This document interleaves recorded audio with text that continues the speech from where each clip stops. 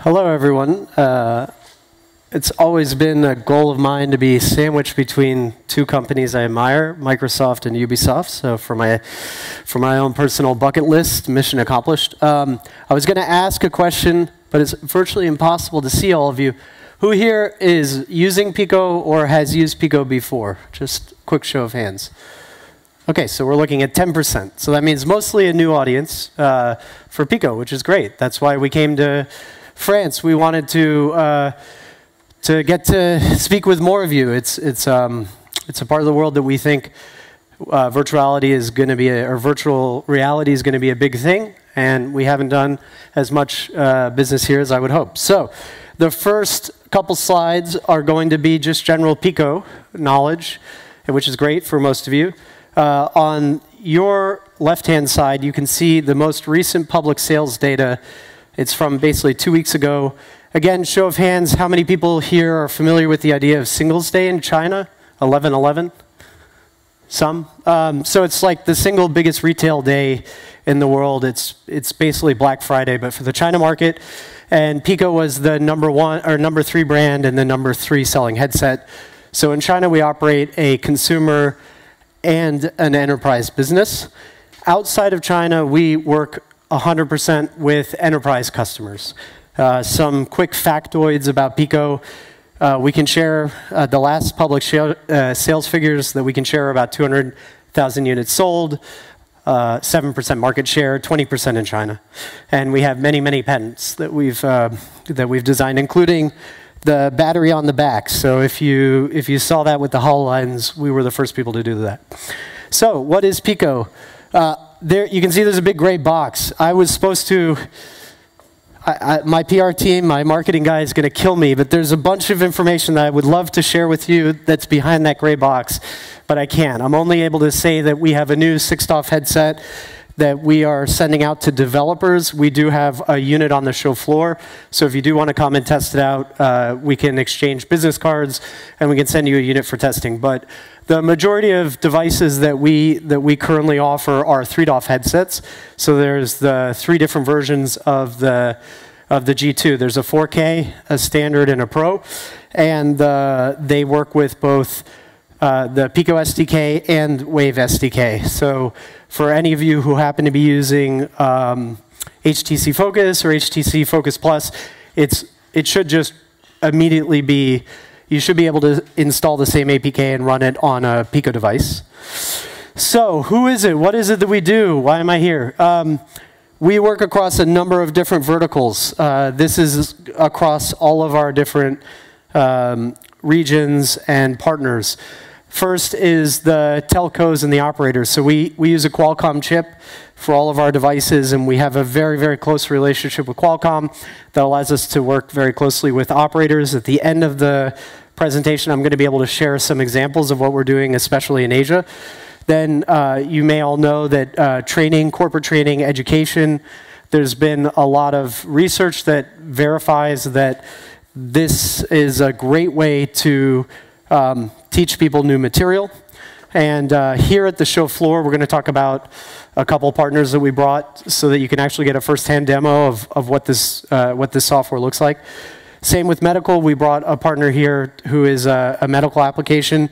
Then in entertainment, we have lots of people who are bringing VR onto roller coasters and amusement rides. And again, we have one partner here that you can try firsthand to see what it's like to use VR in a location-based entertainment if you haven't done that.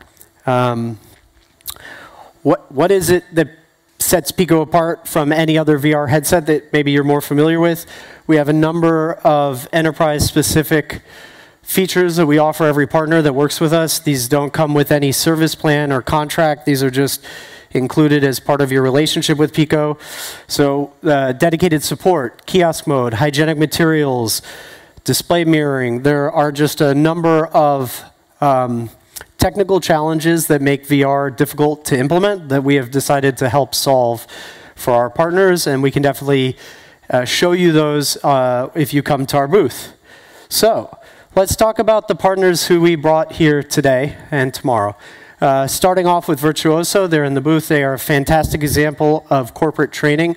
They used to use this tagline. I don't know if they still do, but it's basically PowerPoint in VR. It's meeting software. The person who controls the tablet is able to direct different people to hotspots within the content. It's basically very easy to make meetings, make presentations for meetings, and then there's a ton of controls that the person who is presenting has over the experience. Also, they're a great example of how to deploy VR today, right now, in a 5G setting. So Virtuoso has been working with BT at Belfast Harbor, and they've set up a private 5G network, and then Virtuoso provides the devices and the application and all the cloud services to basically be able to set up this amazing meeting software that works across one of these. I don't know how big Belfast Harbor, but apparently it's like hundreds of square hectares or whatever. It's very big. Next partner that you can come and you can try, Exist. So there are a lot of other examples on the show floor, and many of you may have been to VR arcades where you see the backpack, plus the headset, plus controllers, plus all the rigging that you have to set up. We've been working with them to try and remove as many of those friction points as possible. So our devices are standalone. That means the compute and the battery is in the headset, right? So they're independent, contained devices. Working with AMD, Exis is basically able to use super mega powerful PCs to do the rendering, and then they just send the image data to the headset. Then the headset collects the sensor data and sends it back to the computers. So you get the best of both worlds. Basically, you get the visual fidelity that you would get through a backpack, but you don't have to wear a backpack. And they are, the silhouette that you can see is the Neo 2, so they're going to be one of the first partners. You can ask them if you'd like what it's like to develop for Neo 2. They've had a dev kit for a couple weeks, so they're a great partner to talk with. Third, another example of training software. This is our training application. This is software that's focused more on people who do very dangerous jobs, so like police, firefighters, where to do real life training is both expensive, complicated, and they're able to basically set up a system in a box. The software is able, or the entire experience is able to be carted around to these different locations like fire stations, police stations, able to deliver this curriculum very seamlessly. So they're another person that if you want to understand like how do you actually get VR into the hands of people with the least amount of friction possible, River has really thought through a lot of the complexities of that issue. Mobfish, they make application development for someone who doesn't know either Unity or Unreal. So Pico supports Unity, Unreal, native Android SDK, but as VR is expanding beyond the developer community, there are a number of people, especially coming from backgrounds who know how, people who know how to do cinema, know how to do capture of video, but they don't necessarily know how to create like applications.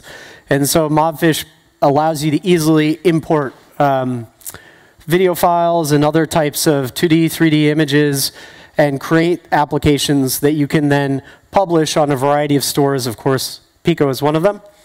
And then 42 Gears, anybody who has been trying to work with corporate America, or corporate business, I should say, knows that security and device management and being able to know what's happening on your devices, being able to turn them off remotely, like corporate IT has become a really crucial partner in trying to deploy VR at any kind of scale.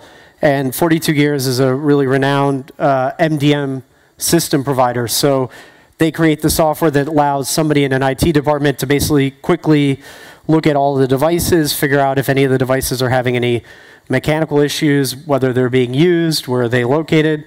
It's a very powerful application. And then a French partner that we brought, which is great. We were able to find two actually. They're based in the south of France, and they use VR to make it easier to basically reduce pain and anxiety for people who are in the hospital who are about to have operations.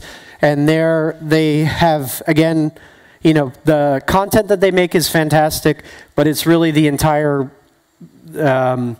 business model that they've created. So they have these, you can see them, they're these wooden boxes with a little display, and you can, if you're a nurse or a doctor, you can easily see which device is ready to be used, load the content that is relevant to that patient onto the device, and then take the device out of the case, and you know it will be charged. So it's just like, as much as you can make VR turnkey, that's when you're going to see adoption go like we've been seeing it recently, like, you know, through the roof.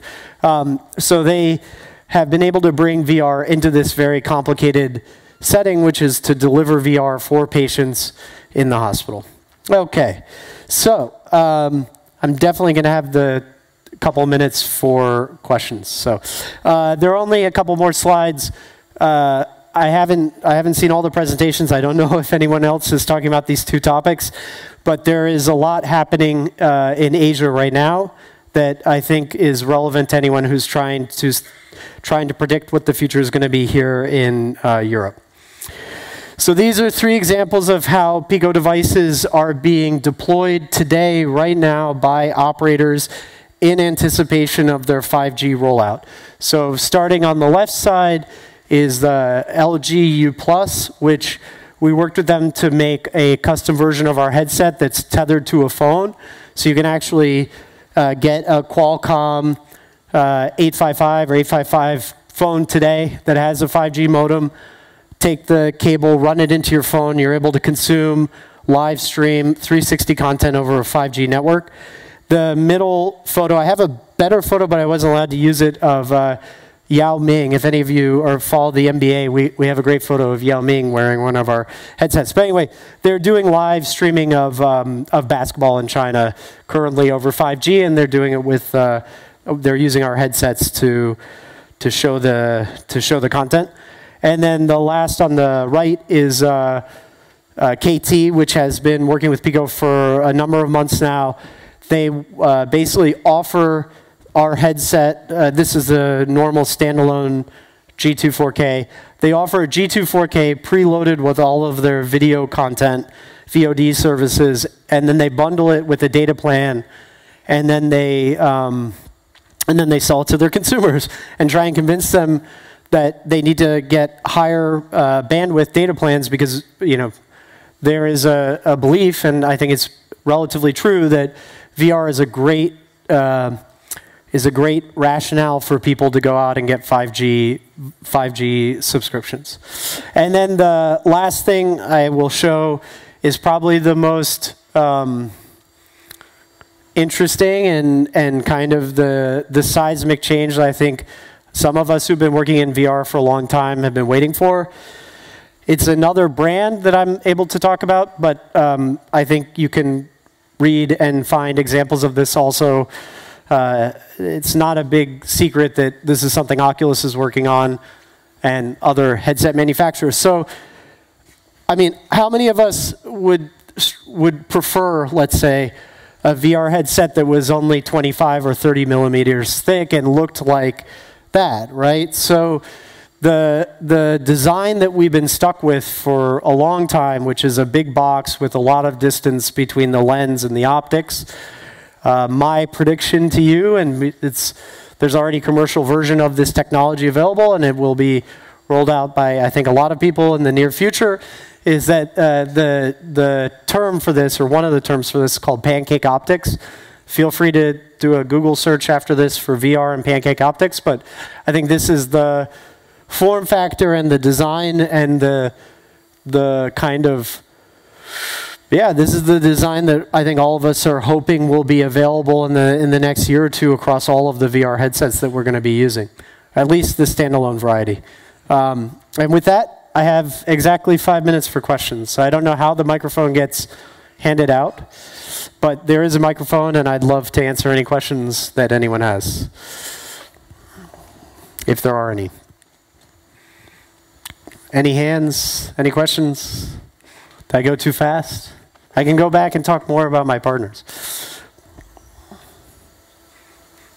Nope.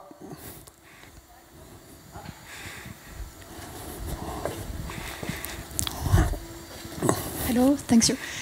This technology is available, the Huawei, this technology you show here? This technology is called, the lens is called Pancake Optics. So what you do is you can create a lens that has a lot more magnification. And then you also need to get a screen that has much more pixel density. And if you're able to find those two things, you can put the lens right next to the display. And so most VR headsets now have like 30 to 40 millimeters of dead space between the panel and the eye. And you shrink it. So you shrink the overall volume of the device by at least 50%. I think when I was looking up these images, I think somewhere they say on this image that it's like a 30%. The Huawei advertises as being 30% of the size of an Oculus or an HTC. But huge change in size. But have you seen, is it available or? Yeah, so you can buy the Huawei in China. The obvious caveat in this case is it's a tethered product, and it requires you to use one of their phones. You have to be on a specific network. So it's not, to the best of my knowledge, it's not available outside of China yet. Okay, thank you. Yes. I have a question here. Oh, yeah, sorry. Yeah, is Pico a producer? Can I work with you on a content? Yeah, so we are, if you have content, it really depends on you how you want to share that content with the world. If you want to offer your content to through a store to a consumer, like a direct relationship with the consumer, then my advice to you is to reach out to us. We have a Western-based publishing team who will help you bring your content to the China market. So in the China market, that's where we do all of our consumer business. And then there's another way to go to market, which is, let's say you wanted to have your content be viewed in a VR cinema style format or something. Like if you wanted to offer your content in a VR arcade, or so if you want to pre-install your content onto the headset and basically offer the headset plus your content as a complete system, then you would work with us directly, and we would help you pre-install your content potentially, set it up in kiosk mode, like be able to offer a whole solution to, let's say you were trying to work with, I don't know, like schools or hospital, any other kind of organization. Does that answer your question, or? Okay. Yeah, I think I have 1 minute left. So if there's one more question, great. Sure. Or no, I can't see almost anything. So. Okay, so how you will convince the people and producers and actors here in Europe to use Pico and not your competitors? So I mean, our attitude is that anyone who wants to try a Pico just needs to email us, and happy to give you all cards. And we let the hardware speak for itself. So we will send anyone in Europe a device for 6 weeks to try it. And if you believe, like we believe, that it's the best way for your audience to consume your content, then we will work with you to come up with a way of doing a deal, basically. You know, the Pico is, compared to Microsoft, we don't spend a penny on advertising. We just go to events and we work all through our partners and referrals and growing our brand organically. And our #1 thing that we've used to basically create this business that we have in Europe and the US is trial. So we let the device speak for itself. We are very free with sending out devices and letting people try them.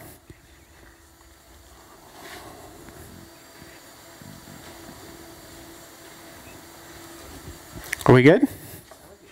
Okay. Thank you very much.